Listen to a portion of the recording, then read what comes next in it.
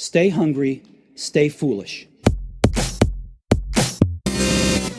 Our guest today was used to giving orders.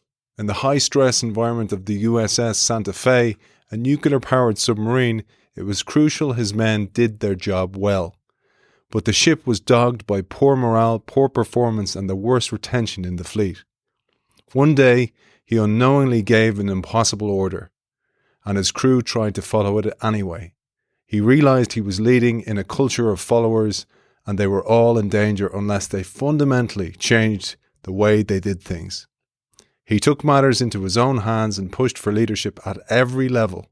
Before long, his crew became fully engaged and the Santa Fe skyrocketed from worst to first in the fleet. No matter your business or your position, you can apply his approach to create a workplace where everyone takes responsibility for their actions, people are healthier and happier, and everyone is a leader. We welcome author of Turn the Ship Around and his latest book, Leadership is Language, David Marquet. Welcome to the show. Hey, thank you, Aidan. Thanks for having me on your show. Welcome all listeners. It's great to have you on the show, David. I loved how you applied your learnings from reading management and leadership books and frameworks and then overlaid your own fantastic story. But let's jump into it because there's a line I pulled from the book and I've shared it with a few people before our show today and I absolutely loved it. You absolutely nailed the challenge that we have in leadership today. You said people are frustrated. Most of us are ready to give it our all, but when we start a job, we are usually full of ideas for ways to do things better. We eagerly offer our whole intellectual capacity only to be told that it's not our job, that it's been tried before, or that we shouldn't rock the boat. Initiative is viewed with skepticism. Our suggestions are ignored. We are told to follow instructions. Our work is reduced to following a set of prescriptions. Our creativity and innovations go unappreciated.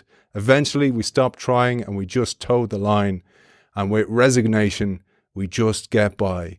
Too often, that's where the story of work life ends.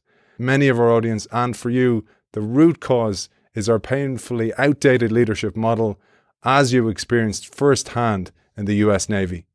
It was our first day at sea that I gave that bad order. It wasn't like a year in. It was like right away, instantly. And it really hit me that we had an organization that was so good at doing stuff, so good at doing what we're told. And I could see, I kind of felt it beforehand. Hey, I got more to contribute. Hey, I got more ideas. Hey, there's more thinking going on in the organization. But I could, when I gave the order and the crew followed it, basically unthinkingly, I could see so clearly the problem with our leadership model. And everything, once I started looking at it, everything was wrong. Everything we did was wrong. The way we ran meetings was wrong. The way we did management was wrong. The way we promoted people, the way we evaluated, everything. Wrong's a hard word. It was outdated. It was designed for a time when I didn't really care what you thought. We needed you to do stuff because humans were hired in industrial age factories to do physical labor. And the thinking was reserved for a few people at the top.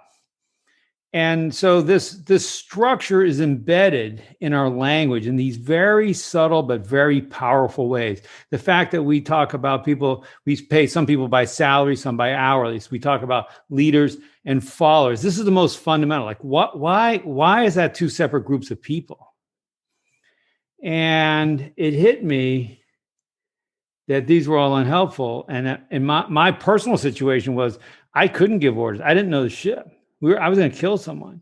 And so I made this decision. The problem was not that I gave a bad order. That's always the way it was before.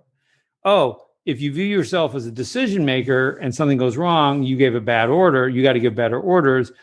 And here the situation was I needed to not be the one who gives order. I needed to design a system where the right decision came from the team independent of me. And it totally changed. And I always pictured in my head it was like a speedometer. It was like a gauge. And I said, what is the total percent of brain power that the crew is using right now, the entire 150 people on the USS Santa Fe. Well, I feel like I'm using all of mine. So there's 100% for one person. But I think it was dismally low numbers. I mean, it wasn't because they were bad. It wasn't because they were brain dead. It wasn't because they weren't educated. It wasn't because they didn't know their jobs. It was because the structure, even though we paid lip service to it, when we were really honest, it wasn't about thinking and innovation. It was about doing what you're told. Yeah, and we'll come back to that, David, because I love how you build to this. And you go on to say that the leader-follower model permeates some of our most popular novels and movies about leadership. It is exactly because the leader-follower way of doing business has been so successful that it is both so appealing and so hard to let go of. That is the problem. So we have a sort of emotional affinity for it. It's what 99% of all movies show, because the camera has to have a focal point, and what better focal point than the leader who maybe makes some blunder or has some flaw and then struggles to overcome it, and then through his typically or her decision-making acumen extracts the team from the problem. And this is such a seductively unhelpful structure. Like, well, who are all the rest of these people? What are they doing? What are they thinking? How are they contributing? No, they're just pawns in the movie script. They often have nothing to say. So is this really how we're I actually had a guy quote to me for some screwed up thing that he was doing as CEO. He said, well, in Game of Thrones, I just said, let me stop you right there. If we're going to design something for drama, why would we apply it to leadership? Leadership is about an absence of drama. Leadership is about distributed activity, distributed thinking, not a focal point. It's totally opposite. We always say a good movie has to come from bad leadership, and a bad movie comes from good leadership. Typically, the leader fixes a problem that he or her actually caused. Not 100%, but in general, a lot of these movies, and they really come from an older time, and they're reinforcing this model. And more powerful is the language. We have phrases in our language which we say without thinking. We have words, we have phrases, we have sentence structure, and we have set ways of interacting which are not helpful. Simple example. If I said to someone, hey, I think differently about this, or something like that, 9 out of 10 people I run into, 9 out of 10 meetings we observe, what happens is that the other person, we call it reply, react, respond. They defend their position. Well, no, let me explain. Like, I don't really care about your explanation. I'm telling you I see it differently. No, let me tell you again. Yeah. Let me speak louder and slow. It's like it's so annoying and demeaning and disrespectful. So what we say is be curious before compelling. Now, at the end of the day, you got to make a decision. Launch the product, don't launch the product. And that will rest with the leader. But how you get there really can be so much better. We always say you structure the meeting so it's easy for the people who think differently than the group to speak up. This is the essence of innovation. If you want innovation, you got to someone's got to conceive of the idea. B, they have to vocalize it. And C, then you got to build the thing. Now, I don't know what the fall off is, whether it's you lose half and then 90%. Certainly there's a big fall off between vocalizing it and building it. But there is another big fall off between people thinking it and not saying it. And we don't even have data on that, because you don't even know how many times people thought of an idea in your organization or a better way to do something. I'm talking about innovation on a very continuous and very small level. It could be something as simple as some of the things we did on the submarine was I would take a sailor when we'd be at battle stations, and I would just say, stand 2 feet to your left. Now, I don't know, this is not going to go down the hall of innovation,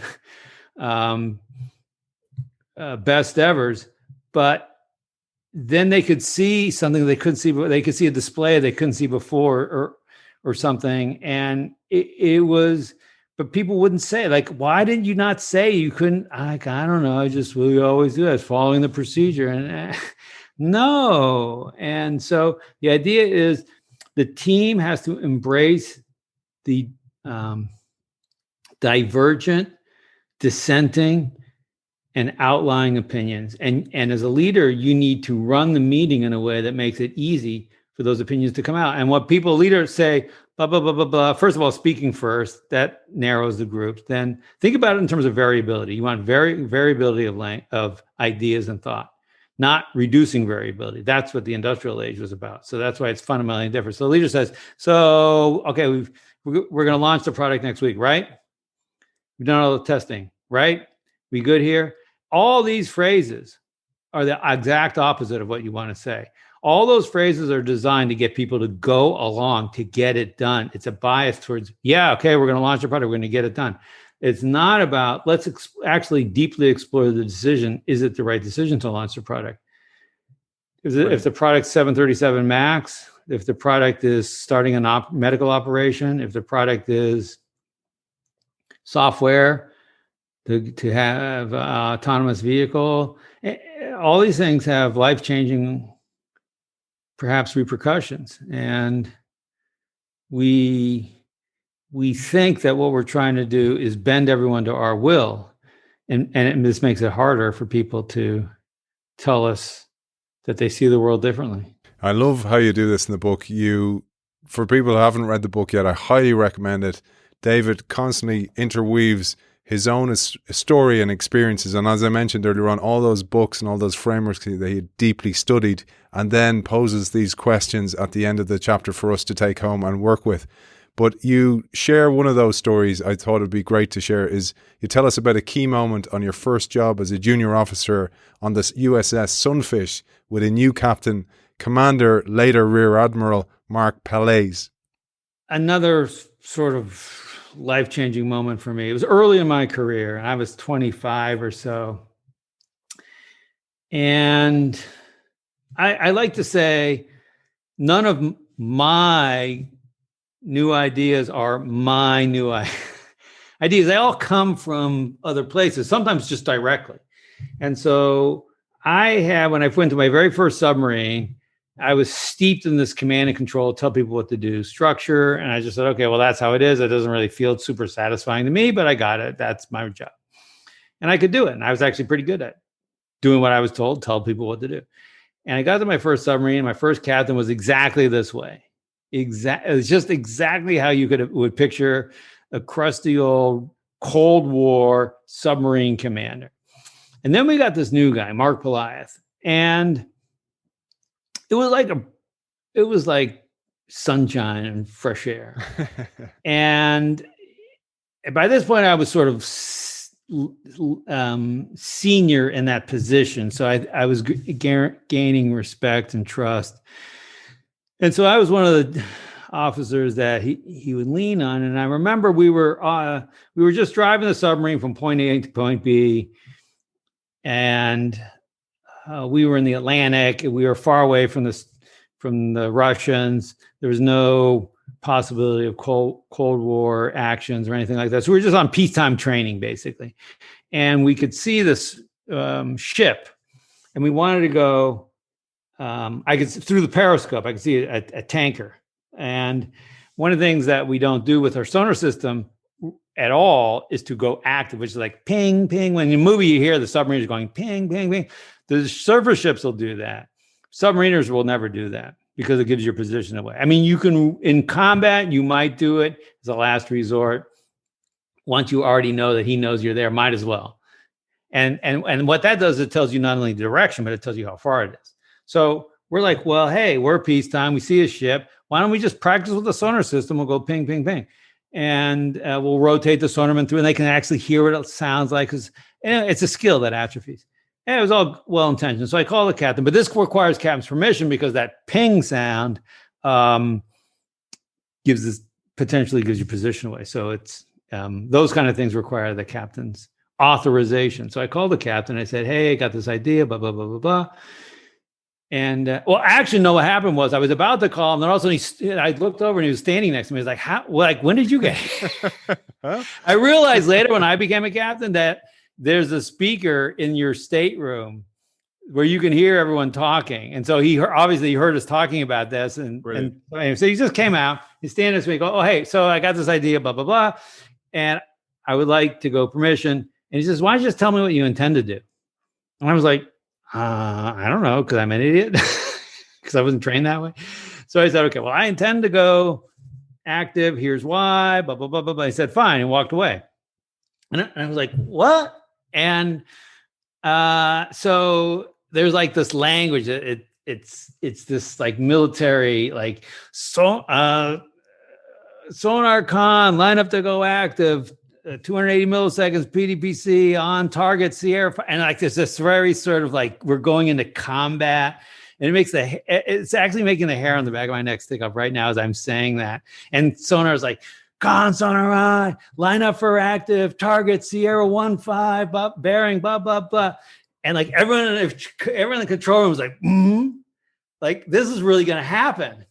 And then I say, "Go active." And there's like, when you have a nuclear submarine, you have a lot of power. And that thing, boom, is like this, boom. And you can hear it in the whole, everywhere in the submarine, in the engine room. And I could hear that pulse rippled out, boom. And it's hard to describe. It's hard to convey. But the hair on the back of my neck is literally sticking up. And it's like, we're in charge. There's no captain, just a bunch of 25-year-olds are running this nuclear submarine. And they were like, "Bring the sonar," like, and all the sonar men were coming up, and they were super pumped up, and they were doing it, and they were listening, and they're like, "Oh, that got it." Because we do it in a trainer, but it's not the same. And the guys in the engine room they're hearing the ship going active, and they're like, "What's going on?" Like, "I don't know, Marquet's going crazy." And then everyone wanted like, and then so after that, they all started coming, "Oh, we want to be in your watch section. You guys do fun things." And then I would call the cap every time. I started like, I would call them like 5 times. And they're like, "Okay, stop. Call me at the beginning with your whole plan." And we do things like, we go really fast. And we put the rudder hard over, and we see how we be basically doing donuts in the ocean. Now we have tables that tell you when you do that, you can turn in a certain number of feet. You can turn the submarine at a certain turning radius, basically. But we discovered interesting things. For example, when you turn the submarine in one direction, you turn tighter than when you turn in the other direction.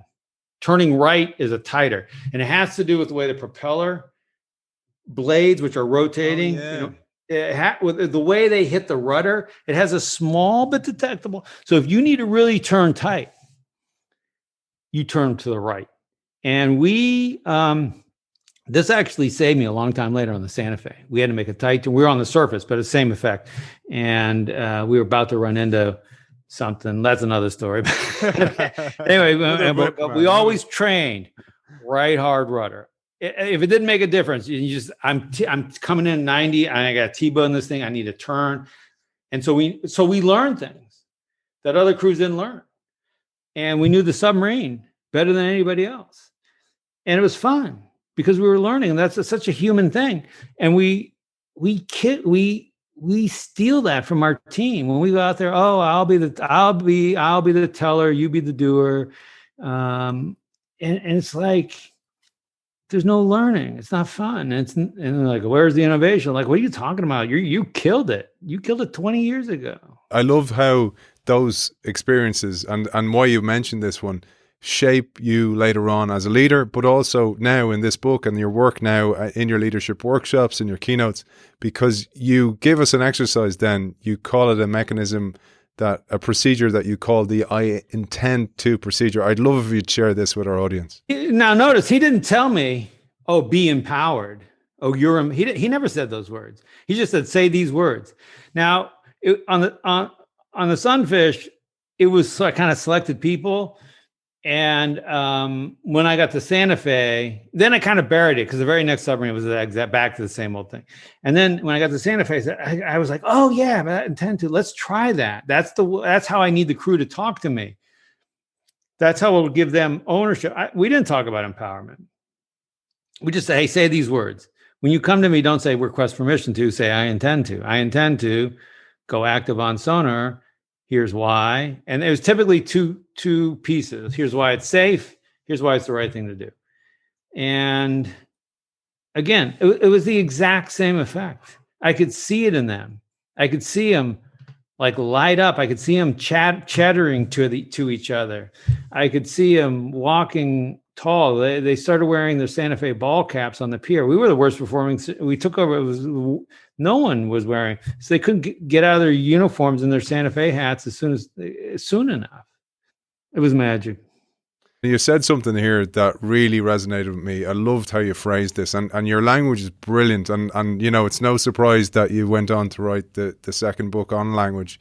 You said, as the level of control is divested, it becomes more and more important that the team be aligned with the goal of an organization. You talk about that. When you divested control, you needed some common North Star, excuse the pun, to actually bring everybody together. So you're running an organization, you tell everyone exactly what to do. It doesn't really matter what they're building. They could be building tanks or cars or why they're doing it.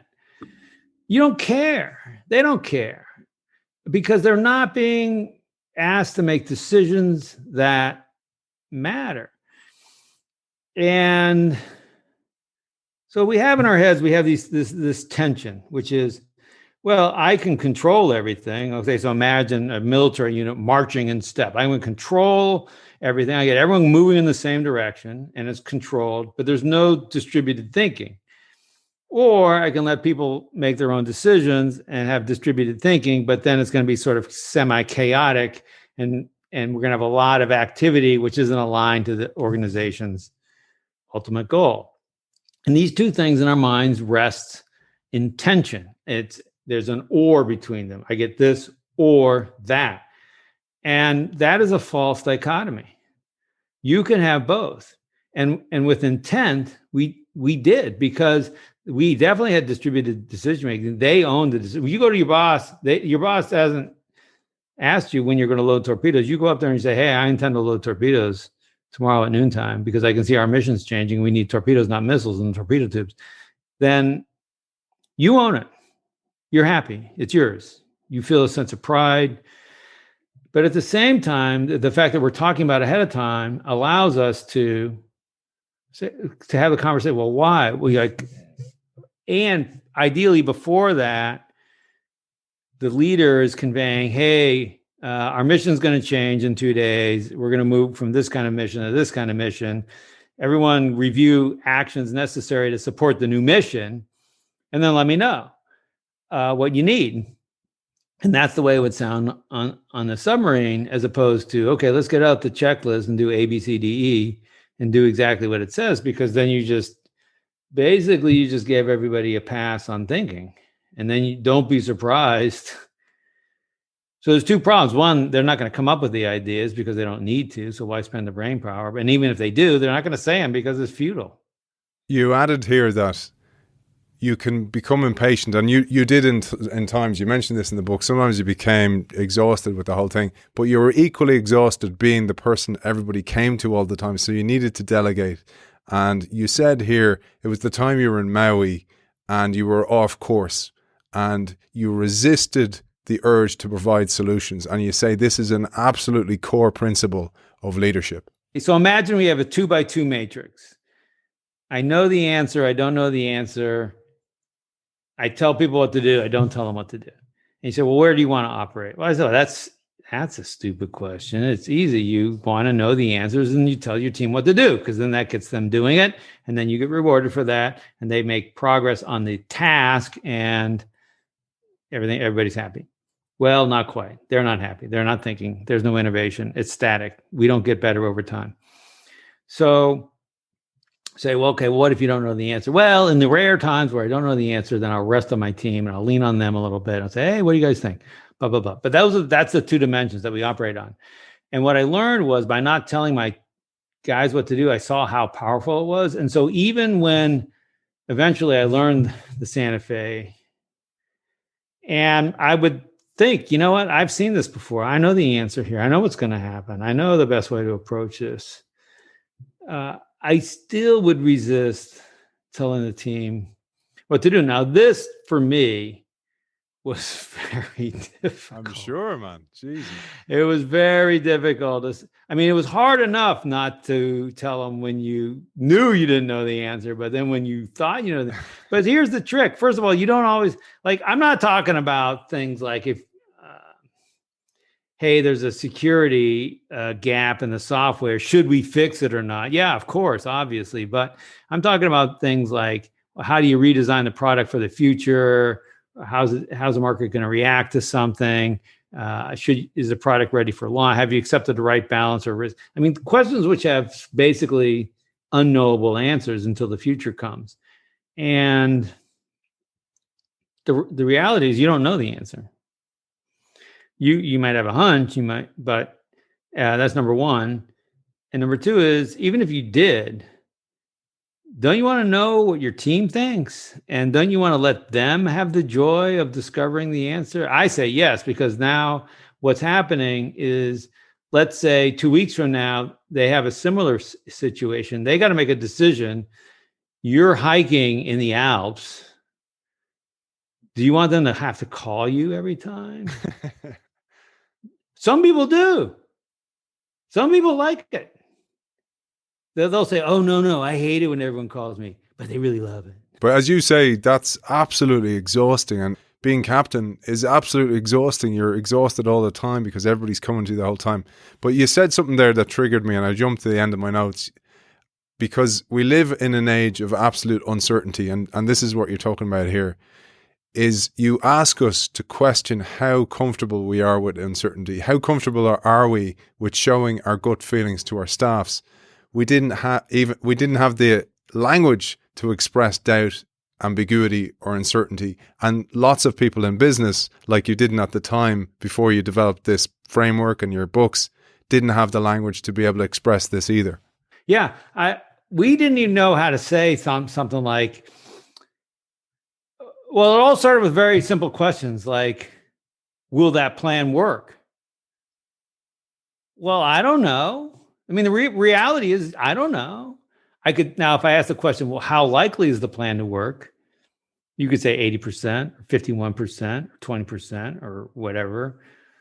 But it started with, we were trying to shoehorn a probabilistic, uncertain world into a binary deterministic language. And it just, again, it hit me over and over and over again that we're just using the wrong words. But it starts with the leader. If you ask your team, will it work? Is that assumption going to be true? Will a client like this?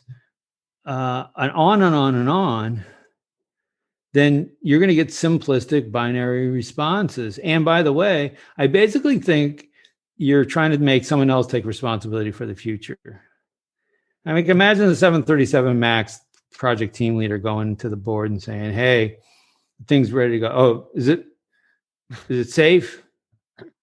Well, what does that mean? Are we going to win? Aviation, like how safe? What was one accident in every million, 10 million, 100 million? Like so these things don't mean anything.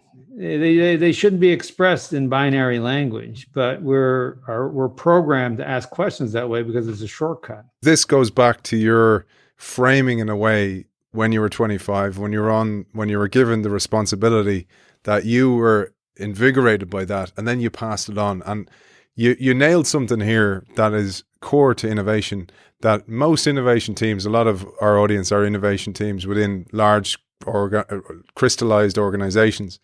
And they get constantly asked, when will this be profitable? And it's the same thing. They don't know because they're inventing the future, right? So that's one thing.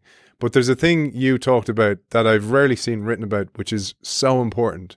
There's a saying, it's a French saying that's basically après moi le déluge, which means after me the flood. So I don't care what comes after me. And we see this in so many organizations where the leader will milk the cash cow, make profits today at the expense of the organization tomorrow. And I pulled a line where you absolutely nailed this, because this was something you didn't want to do because it was ingrained in the structure of leadership in the Navy. And you said if they did anything for the long run, it was because of an enlightened sense of duty, not because there was anything in the system that rewarded them for it. We didn't associate an officer's leadership effectiveness with how well his unit performed after he left. And you wanted to change this. Yeah, and I got close with the Air Force. Like we were talking about before the show, you can't be a prophet in your own town. Anyway, the Air Force hired me, and I went in and talked to those guys, and they really liked a lot of what we did. And so when it got to, okay, now what are we going to actually do and change? I said, well, this would have a huge impact if you evaluate, not everybody in the Air Force who changes jobs, but just the commander, the wing commander, the squadron commander, base commander. A year after they leave a job, they're going to get an we get to do annual evaluations in the military. So they're going to get an evaluation from wherever they are. And we should evaluate them based on how the unit did during the year that they left. And we had this great discussion. Ultimately, they decided not to do it, which was made me very sad, of course. But the point, because the reason there's so many variables that are not in control at that point. But here's the key: think about the behavior. So you have a year to go, and you're going to be evaluating how well your unit does after you leave, your division, your department, your team, your company after you leave. You're going to be super invested. This whole idea that I'm the man, I'm going to make the decisions, everything's going to come to me. That's not going to work anymore. And I know people who love that.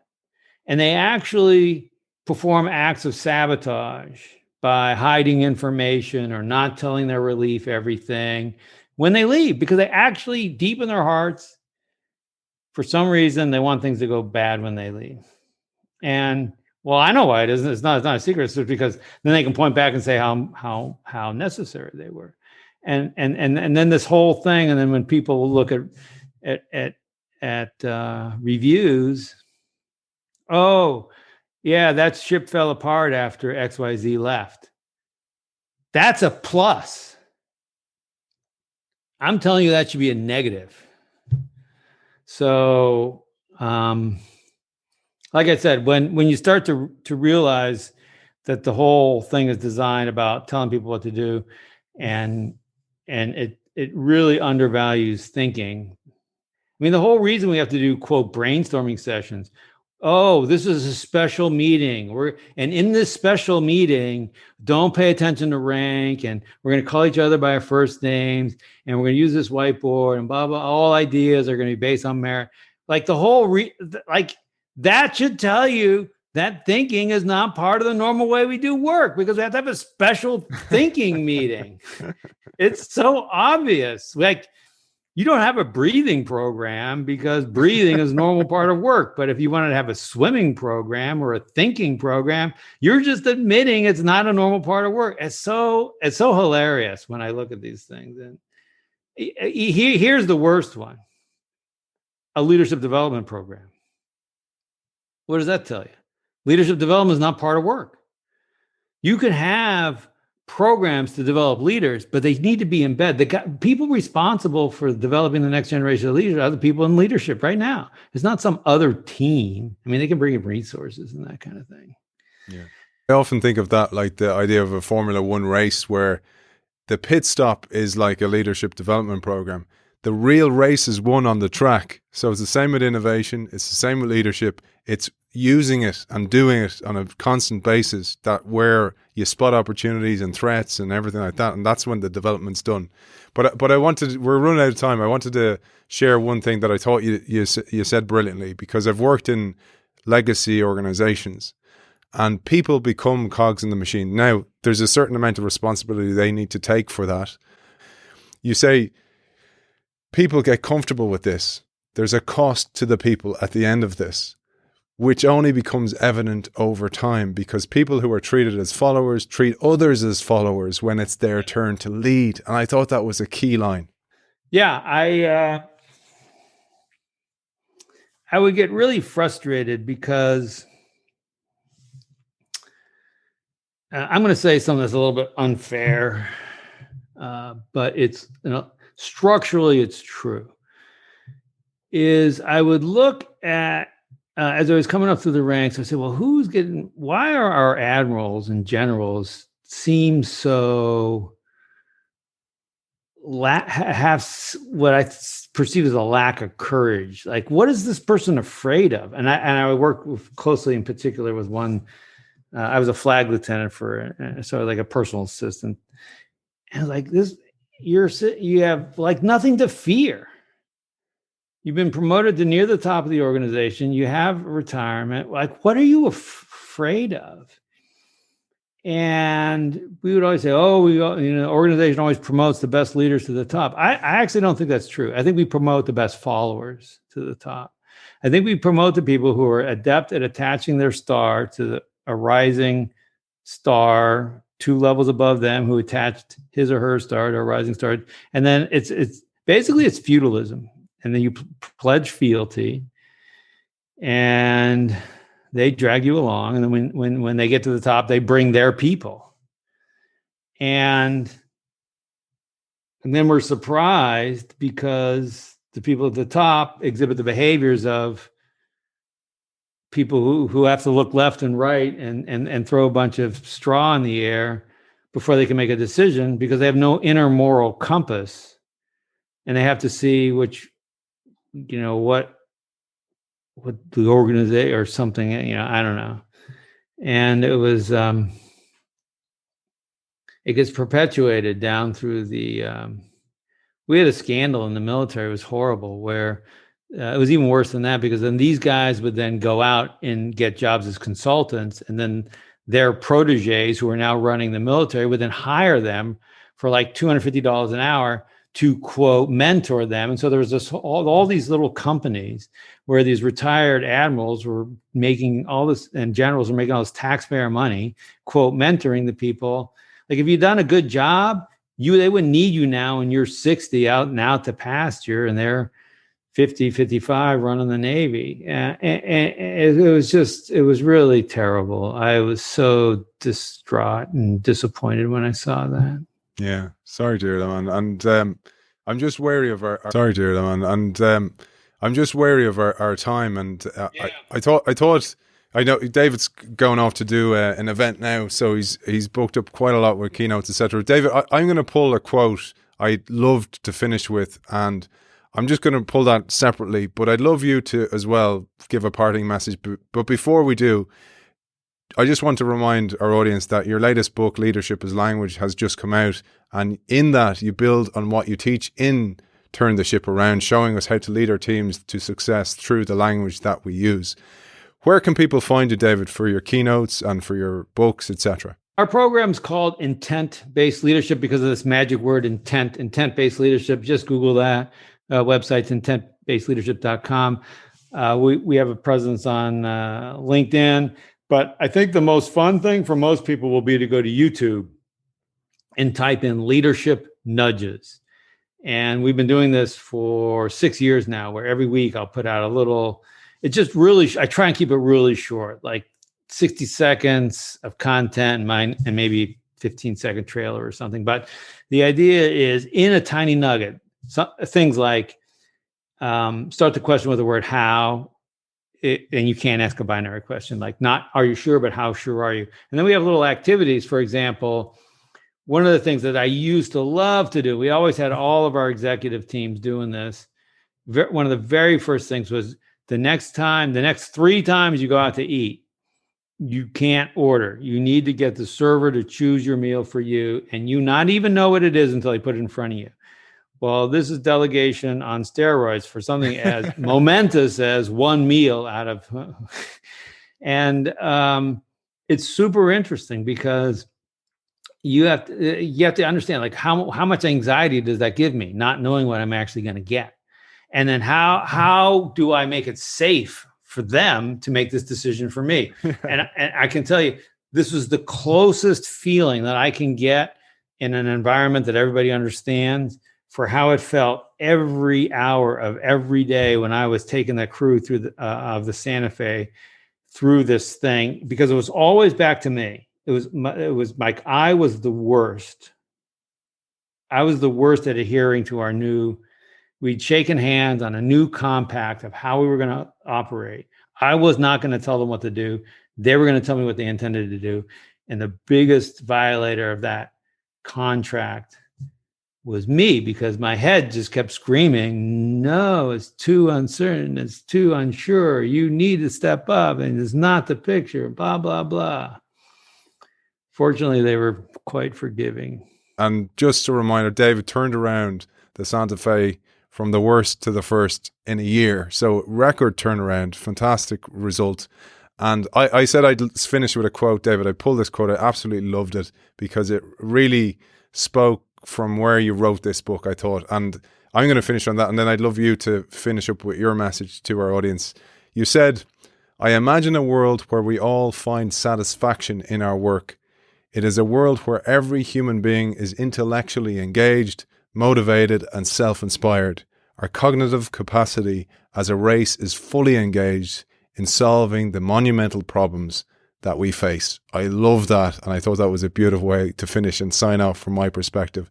What about you, David? How would you like to finish off today's show? Thank you very much, and thanks for everyone who's part of helping us be better as an individual, company, species. I think the most constrained resource in your organization is right here between our ears. The most constrained resource is the thinking space for people. And when we build structures where we have to channel decisions to a single person, and it just doesn't, and then we say, well, why are we moving so slowly? Well, your system is designed to move slowly. So it's hard. You don't have to, but listen to the words that you say. Tape yourself in a meeting, and then look for all these things. Just count binary questions. How many times did I ask, is it, will it, could it, as opposed to how could it or how would it? And then just tweak that a little bit. Author of Turn the Ship Around and Leadership is Language, Captain David Marquet, thank you for joining us. Cheers. Well done.